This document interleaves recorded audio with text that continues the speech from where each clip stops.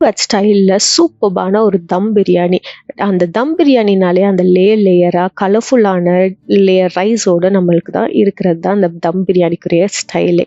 So இதுக்கு நான் வந்து இஞ்சி பூண்டு பேஸ்ட்டு, வத்தப்பொடி, மஞ்சள் பொடி, தயிர், நல்லா கட்டியான தயிர், உப்பு இதெல்லாம் ஆட் பண்ணி நல்லா மட்டனை ஒரு 6 ஹவர்ஸ் நான் சோக் பண்ணியிருக்கிறேன். இல்லாச்சுன்னா 1 ஹவர் கூட நீங்கள் சோக் பண்ணிக்கிடலாம்.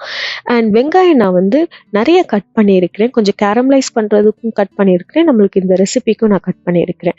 ஸோ இதில் நெய் ஆட் பண்ணி நல்லா பிரியாணி ஸ்பைசஸ் ஆட் பண்ண பிறகு கொஞ்சம் வெங்காயத்தையும் அண்ட் மிளகாவையும் நம்ம ஆட் பண்ணி நல்லா வதங்கி வர மோட்சில் இந்த மட்டன் பீசஸையும் ஆட் பண்ணிவிட்டு அதுக்கு தேவைக்கேற்ப தண்ணி ஊற்றிக்கோங்க.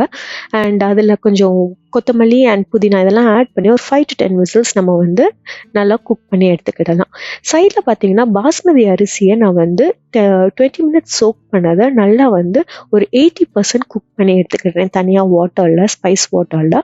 இதெல்லாத்தையும் நம்ம என்ன பண்ணலாம், லேயர் அப் பண்ண மோட்சில் கொஞ்சம் சாஃப்ரன் வாட்டர் ஆட் பண்ணுவாங்க. நான் வந்து கொஞ்சம் கலருக்காக நான் வந்து மில்கில் கொஞ்சம் மஞ்சள் பொடி ஆட் பண்ணி நான் ஆட் பண்ணியிருக்கேன். அண்ட் இந்த மசாலா, அந்த மட்டன் மசாலாவையும் எடுத்து கொஞ்சம் நான் ஆட் பண்ணியிருக்கேன் லேயர் பண்ண மோட்சில்.